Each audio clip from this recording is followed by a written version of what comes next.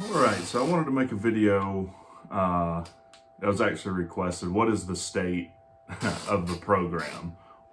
Where is Georgia Tech football right now? What I wanted to talk about is what are the expectations at Georgia Tech, or what should the expectations at Georgia Tech be? Where are we at now, and where do we need to go? What do we need to do? Apologies, I haven't rewatched the Florida State game because I didn't want to ruin my weekend a second time all over again. So what is the expectation at Georgia Tech? For me, we should make a bowl every year, which was what we did for like 17 straight years until the tail end of the Paul Johnson era. So minimum expectation is we should make a bowl. That's the bare minimum expectation. On top of that, I think our recruiting class should have a 2 in the leading digit. So we should be recruiting in the top 29 every year, or very close to that. That was one of the problems under Paul, is that we were getting out recruited by Duke and Wake and people. And I do think that we're a better brand or program, or should expect to be a better brand or program than Wake Forest and Duke. We should also be competitive within our own division, especially as weak as the ACC is. And in my opinion, we have been on the weaker side of it. Now, next year they're doing away with Atlantic and Coastal, but we're in a very, I don't know the nicest way to put it, but the ACC's been very down, and especially our division. So we should be competitive within our own division, and we should be winning our division, with some regularity. Every 3 to 5 years, we should at least be winning our division and making an ACC title appearance. Now, lately, we haven't even been making the minimum expectation. We were kind of sold a bill of goods with Jeff Collins. I don't want this to necessarily turn into a just bash Jeff Collins thing. Collins had the branding right, but he came in and I guess X's and O's, or actually coaching, wasn't all that important. We are in probably the worst stretch that Georgia Tech football has ever been in. So something's definitely got to change. So those are my expectations of Tech. We should be recruiting, in the top 29. We should at least be making a bowl, and we should be competing within our division in a very down ACC conference. And we'll see what happens with ACC. There's talks of it merging with the Big Ten, given they have like academic standards. And I think we also have to talk about the particular, nuances of coaching and the institution of Georgia Tech. So if our expectations are going to be, we need to be where Georgia is, or we need to be where these top programs are, we would have to create a major for athletics. Currently, every major requires some variant of calculus. I think there's a business calculus you take if you're at the Scheller School of Business. But trig is remedial math at Tech. And I know the criticism of other fan bases of Georgia Tech is we're just elitists and academic snobs. I don't think that's the case. I went to Georgia Tech. That's just the reality of the institution of Georgia Tech. Academics are, in my opinion, the hardest of any Division I program for our athletes, because they're all having to take calculus. I'm not aware of any other program that is set up like that. Now, I know Notre Dame has higher academic standards. They have majors that cater to athletics, as well as Duke, as well as Wake Forest. Like, to my knowledge, we don't have a music program. So the people that are in the band, they're all majoring in business or engineering or math or something like that. And I don't really want that to change. I think that we can be, and have been, competitive and meeting those expectations I laid out, even with the academics at Georgia Tech. Also, since we're not, an Alabama, a Georgia, a Notre Dame, an Ohio State, when we do have coaches that have success, they will generally get swooped up by one of the aforementioned schools. That happened with George O'Leary. He ended up getting hired by Notre Dame. He lied on his resume and ended up going. They rescinded the offer. He went to Central Florida, and I would think Notre Dame kind of wishes they would have just overlooked that and hired him. George O'Leary was an excellent coach. What else? Where are we now? What is the state of the program now? Like I said, it's as bad as it's probably ever been. If I were to rate it on a letter grade, I would give it a D+. And the only reason I don't give it a lower grade is because I do think we have the right athletic director right now. I think Jay Batt is going to come in. He's going to make the right hire, whoever that hire is, for our head coach, and he's going to get our financials straight. From everything I've seen, I could be wrong. I think we're all leery of life after Collins and kind of buying into hype before there's evidence to support that the guy's a good hire. But from everything I can see, he's a good hire. Now, we won 9 games in 3 years with Collins. That has to be the worst stretch. I look back, like maybe since. It's the worst stretch of anyone that's rooting for Georgia Tech has been alive to witness, I would think. It is embarrassing at the moment to watch what we have. Now, since Key's taken over, there's a lot more to be excited about. But the product on the field is very poor at the moment. We're struggling mightily. And we always have this issue with finances and donors. So that's not something that's unique to Georgia Tech, though. There's not many programs that can afford bad hire after bad hire after bad hire. Now, the good news is we've really only made one bad coaching hire since I've been watching. Jeff Collins is an objectively horrible hire. Jeff Collins might go down as like one of the worst college football head coaches of all time. I mean, it was bad. He should have been fired at the end of last year, in my opinion. And that's one of the other reasons we're in this D+ state of the program, is because Todd Sansbury, for whatever reason, married himself to Jeff Collins. That was his guy.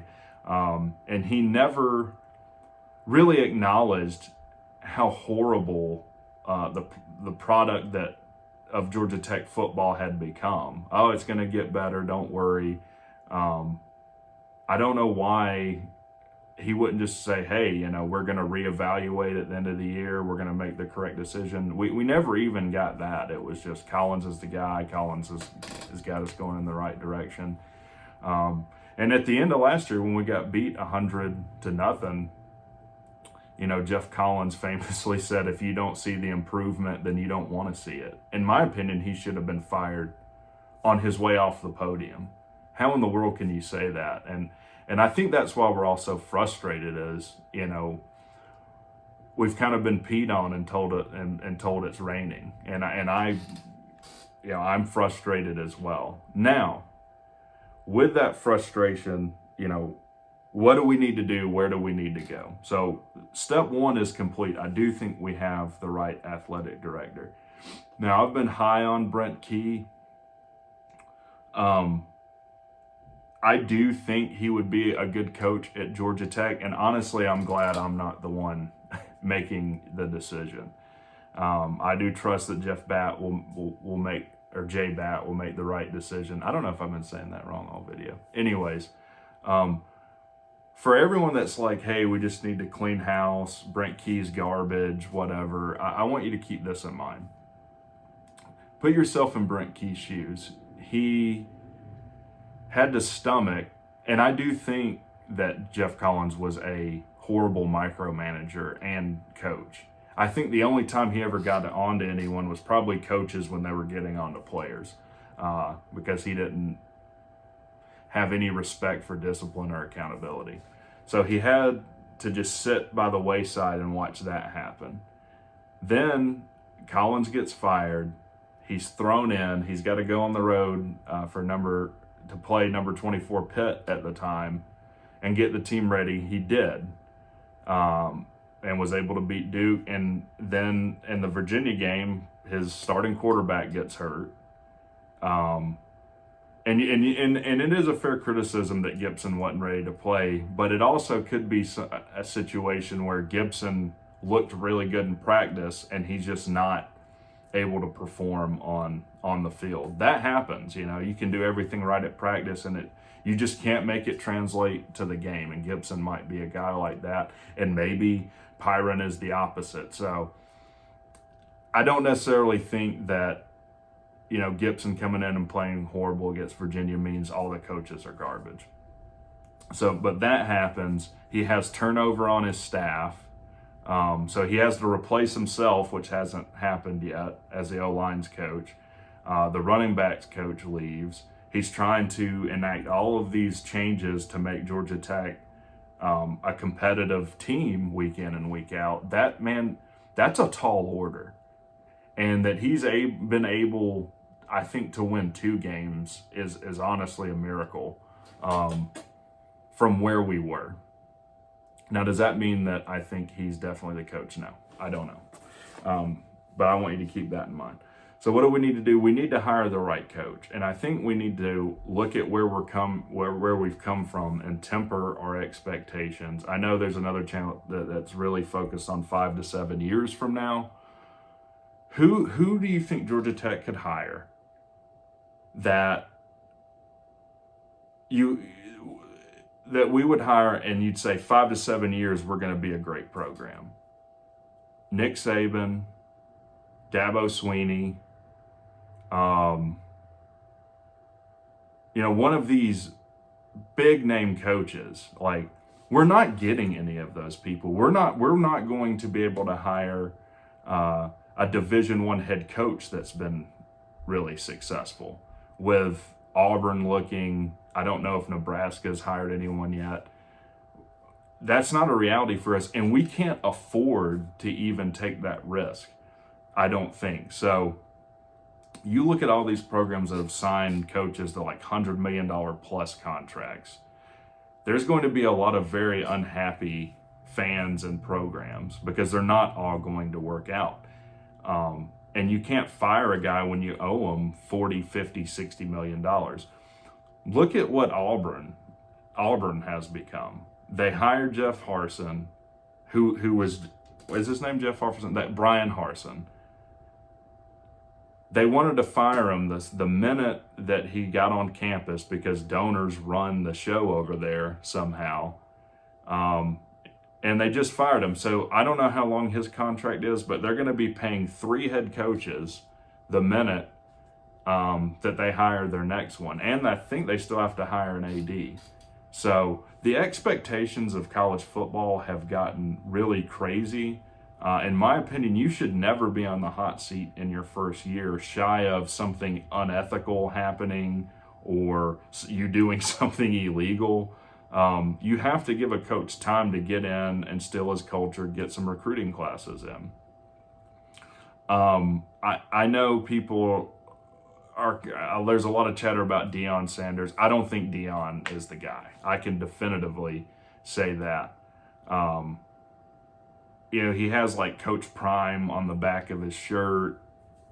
I just think he's a little bit more about himself, and it's just not, I don't think it's a fit for Georgia Tech. Georgia Tech is going to have to hire, if they don't hire Brent Key, an up-and-coming coordinator, probably. I mean, we're searching for our next, I think, George O'Leary to get up. But yeah, we've got to make a good head coaching hire, and we've got to be able to raise funds, and that's probably the frustrating thing for Paul. And Paul was tailing off toward the end. Missed a bowl, but he was never able to get to the support from a financial sense. He got kind of shouted down by the AD at the time when he said, look at the facilities at Clemson and look at the facilities we have. Where would you want to play? Collins was able to raise $100+ million for that north end zone thing they're building. Being one of the worst head coaches in college football, probably the worst head coach in college football. So that's frustrating. I've heard other people saying, hey, we need to bring back the triple option. Stop with that. When you run the triple option, you will never recruit well because you'll never get a good quarterback and you'll never get a top of the line running back. If we ran the triple option, Jahmyr Gibbs never comes. Jeff Sims never comes. All right. Table your opinions maybe on Jeff Sims, but you're never going to get 4 or 5-star recruits when you run the triple option. And I don't think that's the direction that we need to go. If recruiting isn't important to you, you should probably stop watching college football because probably 80% or 70 to 80% of being a successful team is recruiting well. It's not the NFL where it's an even playing field talent-wise, Now the other thing is Tech is in one of the most fertile recruiting grounds in the country. So Georgia only has so many scholarships to give, and they recruit the whole country anyway. So if we are able to start winning, make the right head coaching hire, get our financials straight with our AD and fundraising, there's no reason we can't recruit top 25 and be winning our division every other year. I mean, you look at Miami. I mean, really, who's the best team in our division right now? North Carolina or Pitt? It's not clear. Who's the next best team in the ACC? It's Clemson and then Wake Forest, maybe? There's no reason Georgia Tech can't be competing for ACC titles. So let me know what you guys think. Comment, what are your expectations for Georgia Tech? Who do you think will be a good head coaching hire? Talk to y'all later.